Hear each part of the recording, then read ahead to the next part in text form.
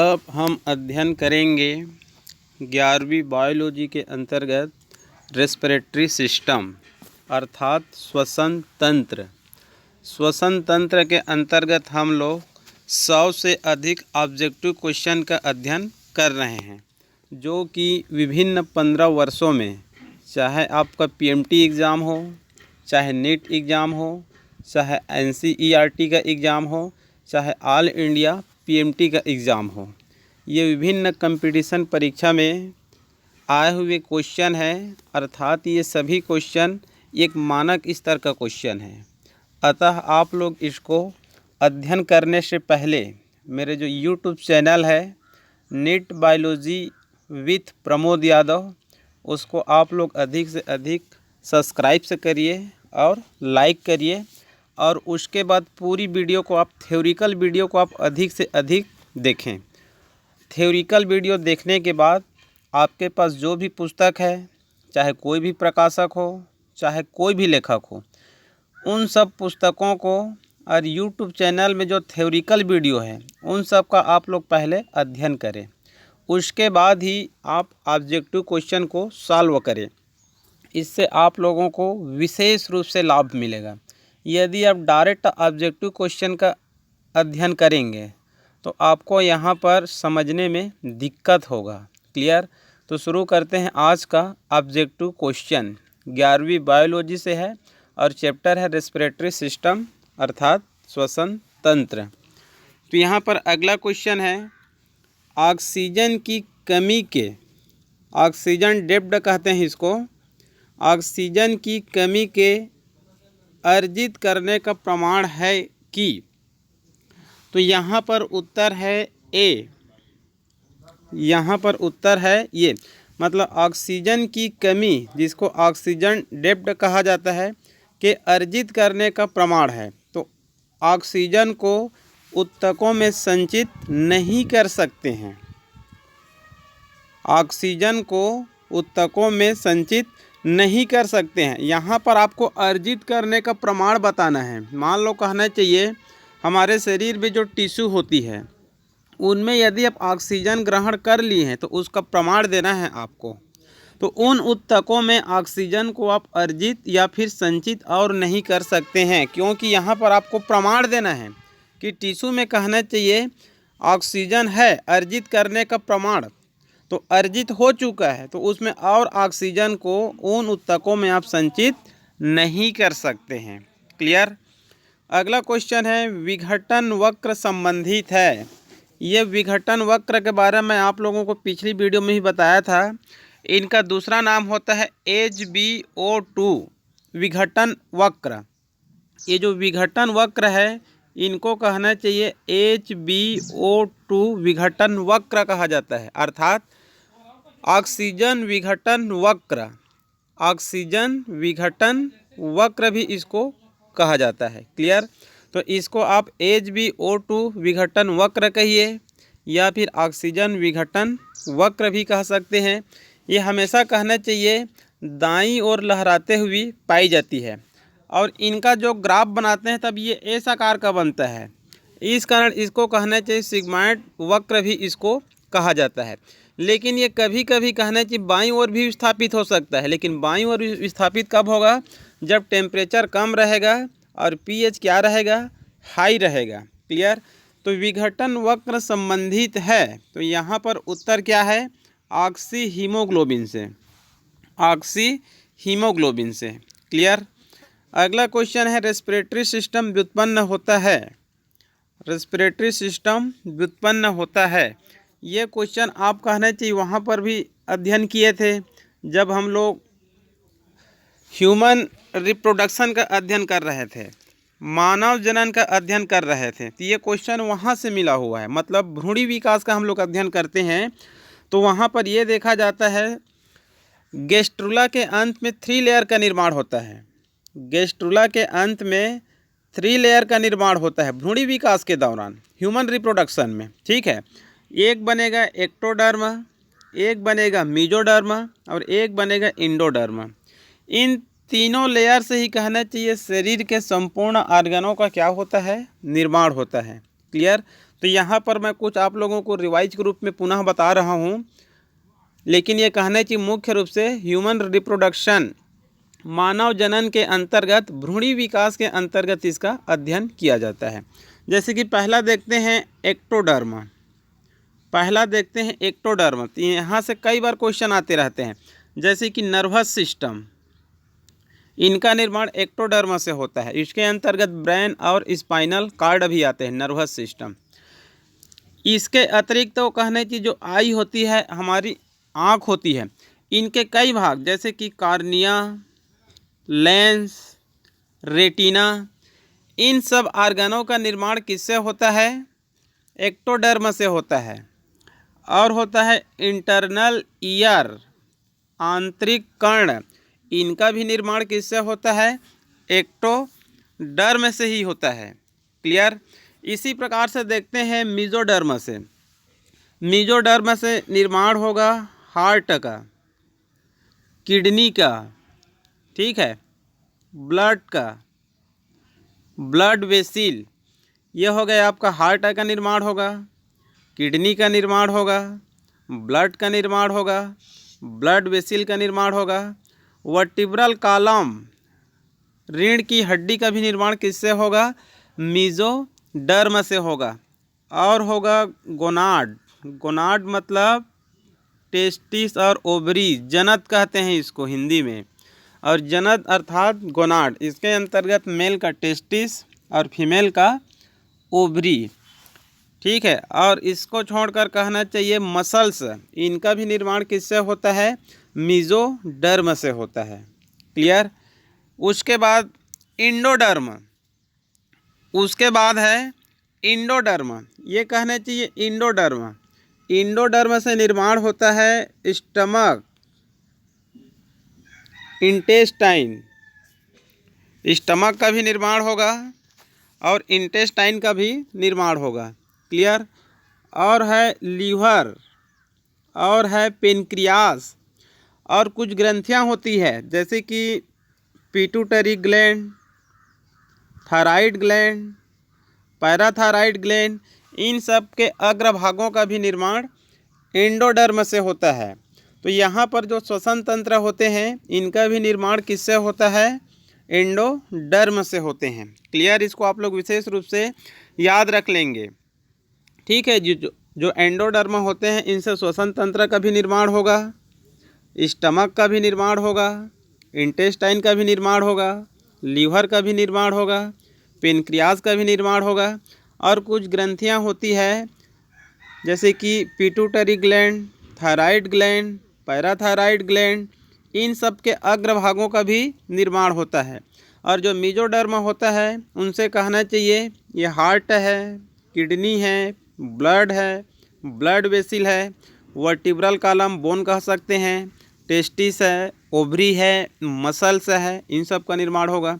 और जो एक्टोडर्म होते हैं, उनसे नर्वस सिस्टम मतलब ब्रेन और स्पाइनल कार्ड और आई के कुछ भाग जो कि बहुत महत्वपूर्ण भाग होते हैं जैसे कि कार्निया, लेंस, रेटिना, इन सब का निर्माण एक्टोडर्म से ही होता है। और जो इंटरनल ईयर होते हैं, आंतरिक कर्ण होते हैं, इनका भी निर्माण किससे होता है? एक्टोडर्म से ही होता है। क्लियर। अगली क्वेश्चन देखते हैं। हीमोग्लोबिन के टूटने से बने उत्पाद को कहा जाता है?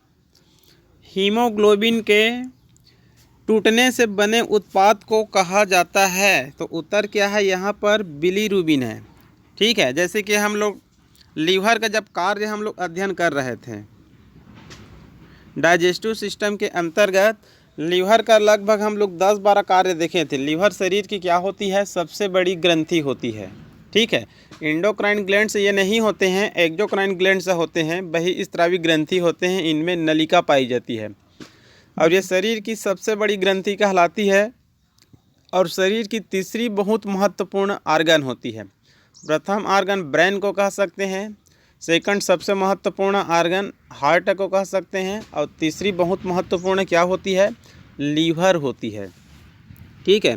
तो हमारे शरीर में जो आरबीसी होते हैं, आरबीसी का लाइफ साइकिल हमारे शरीर में 120 दिन होता है।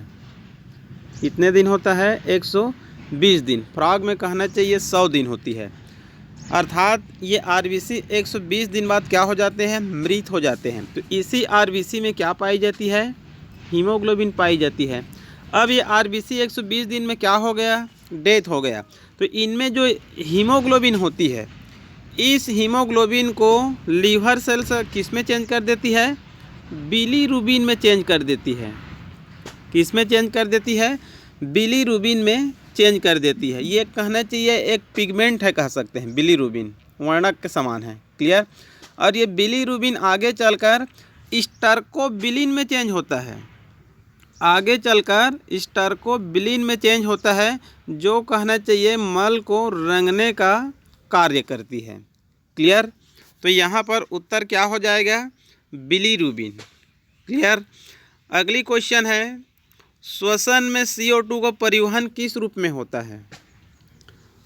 श्वसन में CO2 का परिवहन किस रूप में होता है।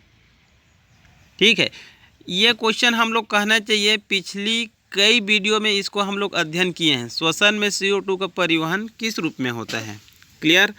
तो CO2 का परिवहन होता है, जैसे आप लोग को पुनः एक बार बताता हूँ। एक होता है प्रथम, जिसमें 3% होता है भौतिक विलयन के रूप में। सेकंड होता है कार्बामिनो कंपाउंड्स के रूप में 25%, और तीसरा होता है बाइकार्बोनेट्स के रूप में 70%। तो यहाँ पर आपके आंसर के आधार पर उत्तर हो जाएगा डी, आंशिक रूप से प्लाज्मा में घुलनशील और आंशिक रूप से सोडियम तथा पोटेशियम बाइकार्बोनेट्स के रूप में। ये जो तीसरा होता है बाइकार्बोनेट्स के रूप में, तो ये कहना चाहिए सोडियम बाइकार्बोनेट, और यह होता है पोटेशियम बाइकार्बोनेट के रूप में। और एक और हो सकता है जिसका यहाँ पर ऑप्शन में नहीं है, कार्बामिनो कंपाउंड्स। क्लियर। अगली क्वेश्चन देखते हैं, रक्त प्लाज्मा या हीमोग्लोबिन में CO2 किस रूप में घुली होती है। तो यहाँ पर देखना है, रक्त प्लाज्मा या हीमोग्लोबिन में CO2 किस रूप में घुली होती है। तो यहाँ पर उत्तर क्या है, कार्बोक्सी हीमोग्लोबिन। किस रूप में घुली रहती है, कार्बोक्सी हीमोग्लोबिन के रूप में। कार्बोनेट ये भी गलत है, बाइकार्बोनेट ये भी गलत है, ऑक्सी हीमोग्लोबिन ये भी गलत है। उत्तर है यहाँ पर कार्बोक्सी हीमोग्लोबिन के रूप में, कार्बामिनो कंपाउंड्स से रिलेटेड है। क्लियर। अगला क्वेश्चन है, एल्यूलर विसरण की दर को निम्न में से कौन सा कारक प्रभावित नहीं करता है। एल्यूलर विसरण, इसका मतलब है जो एयर सेक होती है, जो एल्यूली होती है, वहाँ पर O2 CO2 का क्या होता है, एक्सचेंज होता है, आदान प्रदान होता है। और कौन सी विधि से होती है, विसरण विधि से होती है। तो विसरण विधि द्वारा जो गैसेस एक्सचेंज होती है, उसको कौन सा कारक प्रभावित नहीं करता है। तो यहाँ पर कहना चाहिए गैसों की विलयता ये तो प्रभावित करेगा, झिल्ली की मोटाई ये भी प्रभावित करेगा, सांद्रण प्रवणता ये भी प्रभावित करेगा, दाब प्रवणता ये भी प्रभावित करेगा। तो यहाँ पर उत्तर, यहाँ पर कहना चाहिए प्रभावित नहीं करता है। तो उत्तर क्या है, ई है, मतलब गैसों की क्रियाशीलता। गैसों की क्रियाशीलता कहना चाहिए गैसेस एक्सचेंज को प्रभावित नहीं करता है। क्लियर। अगला क्वेश्चन है,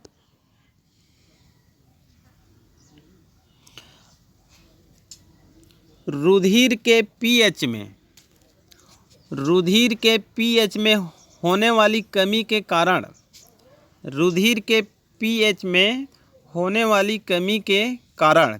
वैसे रुधिर का पीएच कितना होता है, रुधिर का पीएच होता है 7.3 होता है। हल्का क्षारी कह सकते हैं, क्योंकि 7 को हम लोग क्या बोलते हैं, उदासीन कहते हैं। तो ये कहना चाहिए 7.3 है, अतः इसको हम लोग कुछ क्षारी भी इसको कह सकते हैं, हल्का क्षारी। तो रुधिर के पीएच में होने वाली कमी के कारण उत्तर है यहाँ पर सी, उत्तर है यहाँ पर सी। ऑक्सीजन के साथ हीमोग्लोबिन की बंधुता क्या हो जाएगी, घट जाएगी। यदि कहना चाहिए इनका पीएच कम हो जाती है, यदि इनका पीएच कम हो जाती है, तो ऑक्सीजन के साथ हीमोग्लोबिन की बंधुता घट जाएगी, मतलब जो HbO2 जो बनती है, HbO2 जो बनती है, ठीक है, ऑक्सी हीमोग्लोबिन बनती है, ये कहना चाहिए अधिक बंधुता के कारण होती है। लेकिन जब इनका pH यदि कम हो जाते हैं तो यहाँ पर HbO2 बनने की क्रिया क्या हो जाएगी, कम हो जाएगी। ये कहना चाहिए हेल्डेन प्रभाव से रिलेटेड है। ये कहना चाहिए किससे रिलेटेड है, हेल्डेन प्रभाव से। क्लियर। यहाँ पर मैं आप लोगों को दो जानकारी देना चाहता हूँ जो कि कहना चाहिए ऑब्जेक्टिव क्वेश्चन में नहीं है, और ये कहने चाहिए सिलेबस जब 12वीं में थे तो बीच बीच में 1 या 2 नंबर में आते थे। एक है बोहर प्रभाव और एक है हेल्डेन प्रभाव। एक है बोहर प्रभाव और एक है हेल्डेन प्रभाव। पहला बता रहा हूँ मैं, बोहर प्रभाव।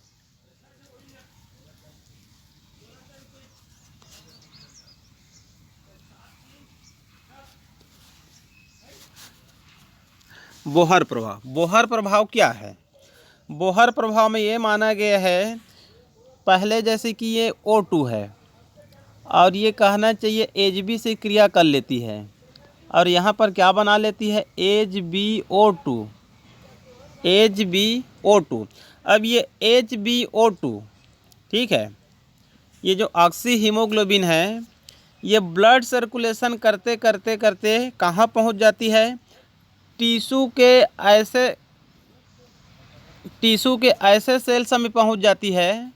ये ब्लड सर्कुलेशन करते करते टिश्यू के ऐसे कोशिका में पहुंच जाती है जहां पर CO2 की सांद्रता क्या होती है, अधिक होती है।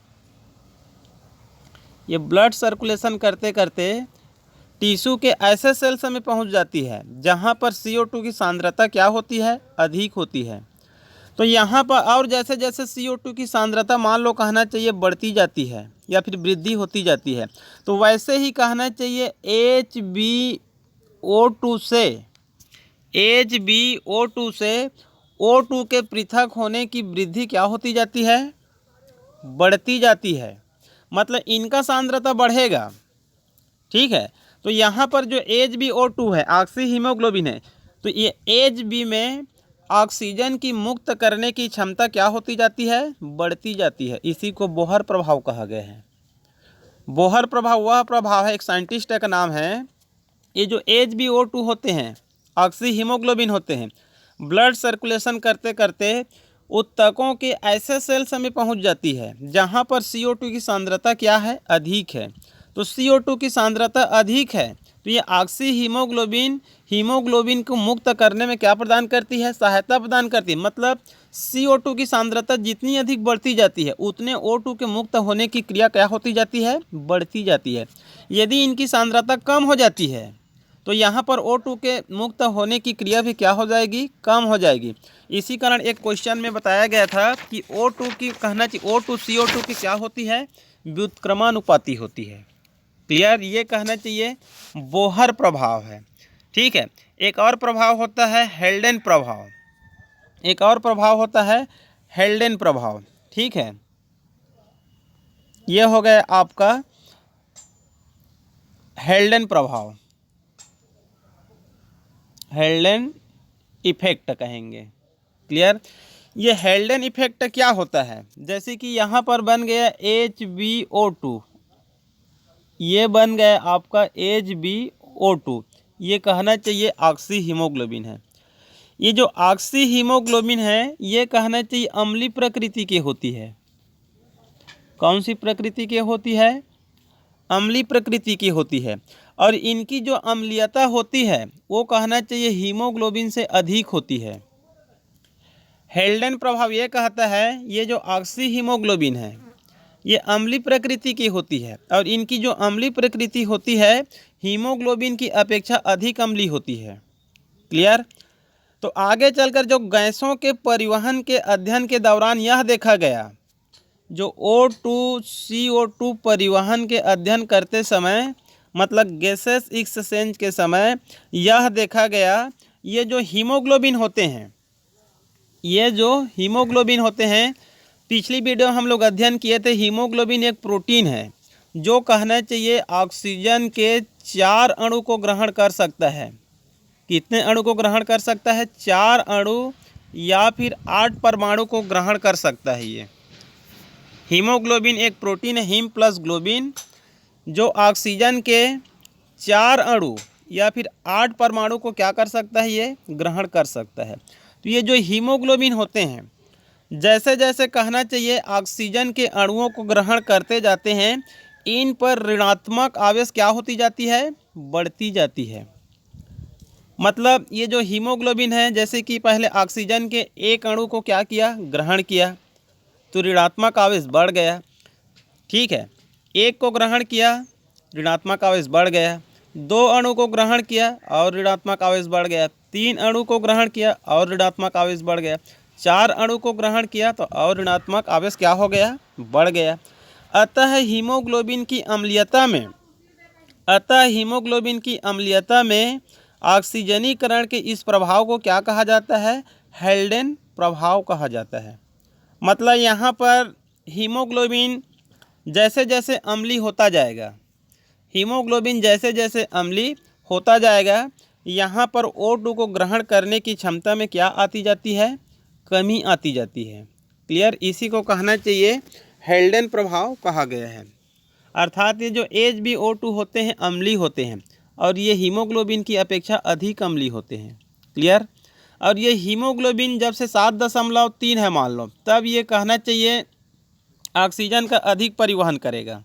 ठीक है, लेकिन ये HbO2 जैसे जैसे ऑक्सीजन को ग्रहण करती जाती है, इन पर ऋणात्मक आवेश बढ़ता जाता है, अर्थात ये अम्लीय होती जाती है और यहाँ पर गैसेस एक्सचेंज क्या हो सकता है? प्रभावित हो सकता है। इसी को कहना चाहिए हेल्डेन इफेक्ट कहा गया है।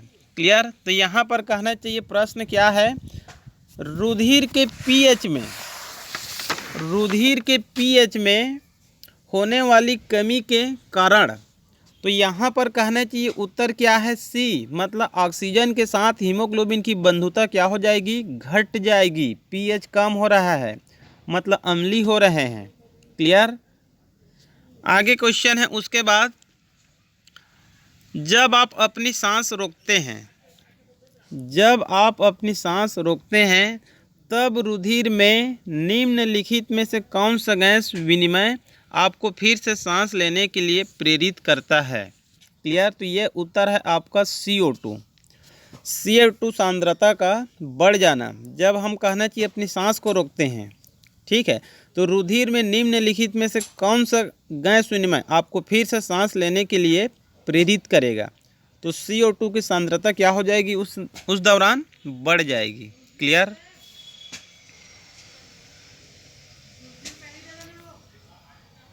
अगली क्वेश्चन है, फेफड़े में आयनों का आरबीसी तथा प्लाज्मा के बीच वास्तविक आदान प्रदान होता है। रक्त में सम्मिलित CO2 को हटाया जाता है। तो यहाँ पर उत्तर है आपका डी। ठीक है, लंग्स में आयनों का आरबीसी तथा प्लाज्मा के बीच, दोनों ही रखता है, आरबीसी तथा प्लाज्मा के बीच वास्तविक गैसेस एक्सचेंज या फिर आदान प्रदान होता है। रक्त में सम्मिलित CO2 को हटाया जाता है। तो किस रूप में हटाया जाता है? बाइकार्बोनेट्स के रूप में। क्लियर? पहले कहना चाहिए CO2 प्लस H2O, ये कार्बोनिक एनहाइड्राइज नामक एंजाइम की उपस्थिति में क्या बनाते हैं? H2CO3। ये जो H2CO3 होते हैं इस प्रकार से आयनित हो जाते हैं, हाइड्रोजन धन ion plus HCO3 single minus ion. ये कहना चाहिए आगे चलकर क्या बना लेते हैं? सोडियम बाइकार्बोनेट और पोटेशियम बाइकार्बोनेट, और इसी रूप में कहना चाहिए बाहर निकलते हैं। तो यहाँ पर आप इसको HCO3 माइनस कहिए, या फिर ये आगे चलकर पोटेशियम बाइकार्बोनेट बना सकते हैं या फिर सोडियम बाइकार्बोनेट बना सकते हैं। और ये ब्लड सर्कुलेशन करते करते लंग्स के पास पहुँचते हैं, तो ये CO3 से CO2 को क्या किया जाता है? अलग किया जाता है। क्लियर? अगला क्वेश्चन है, 1 मिनट में मनुष्य कितनी बार श्वसन करता है? तो ये होता है लगभग 16 से 18 बार। कन्फर्म 16 नहीं होता है, 1 मिनट में लगभग हम लोग 16 से 18 बार क्या लेते हैं? श्वसन क्रिया करते हैं। क्लियर? उसके बाद अगली क्वेश्चन है, वह क्रिया कौन सी है, वह क्रिया कौन सी है जिसके अंतर्गत क्लोराइड आयन आरबीसी में पहुंचते हैं तथा बाइकार्बोनेट आयन्स बाहर निकलते हैं। ये कन्फर्म आपका उत्तर है। इनको कहा जाता है क्लोराइड शिफ्ट कहा जाता है। क्या कहा जाता है इनको? क्लोराइड शिफ्ट कहा जाता है। इसको मैं आप लोग को थ्योरिकल वीडियो में बताया था। इस दौरान होता क्या है, ये जो H2CO3 बनते हैं, H2CO3, ये आगे चलकर आयनन की क्रिया करते हैं, तब ये हाइड्रोजन धन ion plus HCO3 single minus ion में क्या हो जाते हैं, ये टूट जाते हैं।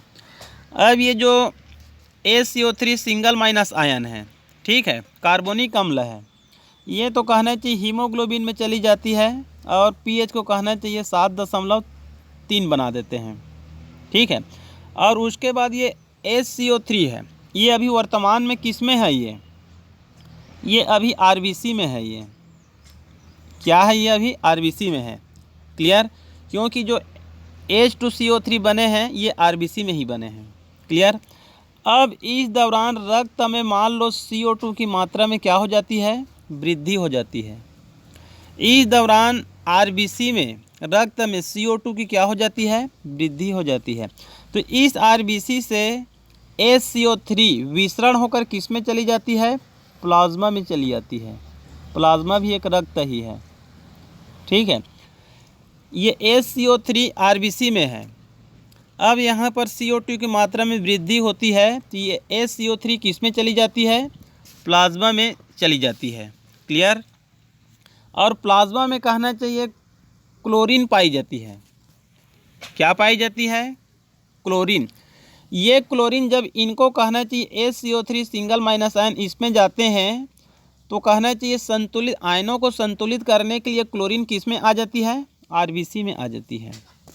ठीक है, ये क्लोरीन आरबीसी में आ गया और HCO3 किस में चला गया, प्लाज्मा में चला गया। लेकिन जैसे ही कहना चाहिए आरबीसी में ऑक्सीजन की मात्रा बढ़ती है, किसकी मात्रा बढ़ती है, ऑक्सीजन की मात्रा बढ़ती है। तो ऑक्सीजन की मात्रा बढ़ती है तो HCO3 पुनः किस में आ जाती है, आरबीसी में आ जाती है और क्लोराइड आयन पुनः किस में चली जाती है, प्लाज्मा में चली जाती है।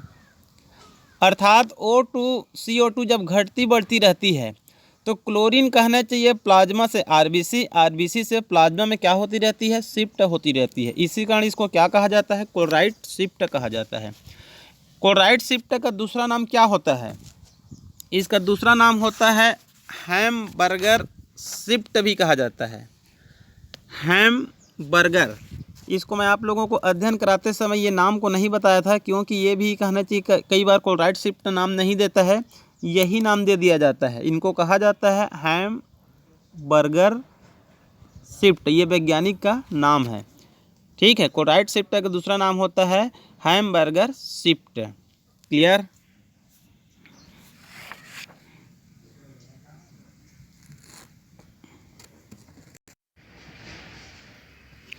अगला क्वेश्चन है, ऑक्सी हीमोग्लोबिन वक्र कब बाईं ओर विस्थापित होगा। ये कहना चाहिए क्वेश्चन कई बार आया हुआ है। ये कहना चाहिए वास्तव में ऑक्सीजन विघटन वक्र है। ये क्या है, ये ऑक्सीजन विघटन वक्र। ये कहना चाहिए इसका एक, मान लो हम लोग एक ग्राफ बनाते हैं इस प्रकार से, ये कहना चाहिए दाईं ओर बनता है और ये एस आकार का बनता है जिसके कारण इसको कहना चाहिए सिग्माइड वक्र भी इसको कहा जाता है। लेकिन ये जो ऑक्सी हीमोग्लोबिन वक्र होता है जिनको HbO2 विघटन वक्र भी कहा जाता है, HbO2 विघटन वक्र, ऑक्सीजन विघटन वक्र भी कहा जाता है। ये बाईं ओर विस्थापित कब होगा, जब टेम्परेचर कहना चाहिए कम होती है, टेम्परेचर कम होती है और pH क्या होती है, उच्च होती है, तब कहना चाहिए बाईं ओर विस्थापित होती है। तो उत्तर क्या है यहाँ पर, टेम्परेचर कम और pH उच्च। क्लियर? अगली क्वेश्चन है, सांस लेने के बीच फेफड़े चिपक नहीं जाते और थोड़ी बहुत हवा फेफड़ों में सदा बनी रहती है जिसे बाहर निकाला नहीं जा सकता। क्योंकि ये कहने चाहिए, इसमें थोड़ा सा लॉजिक लगा लेते हैं। जैसे कि हम लोग सांस लेते रहते हैं, चाहे बलपूर्वक अंदर सांस लें चाहे बलपूर्वक बाहर निकालें, उस दौरान ये देखा गया है कि जो फेफड़े होती है ये कभी भी कहना चाहिए चिपकती नहीं है, ठीक है। और थोड़ी बहुत हवा फेफड़े में हमेशा बनी रहती है, ठीक है, पूरी तरह से नहीं निकलती है। अवशेषी वायु उसमें प्रेजेंट ही होती है जिसे बाहर नहीं निकाला जा सकता। तो यहाँ पर कहना चाहिए उसका कारण या उत्तर क्या है, तो उसका उत्तर होता है सी। इसका उत्तर है यहाँ पर सी।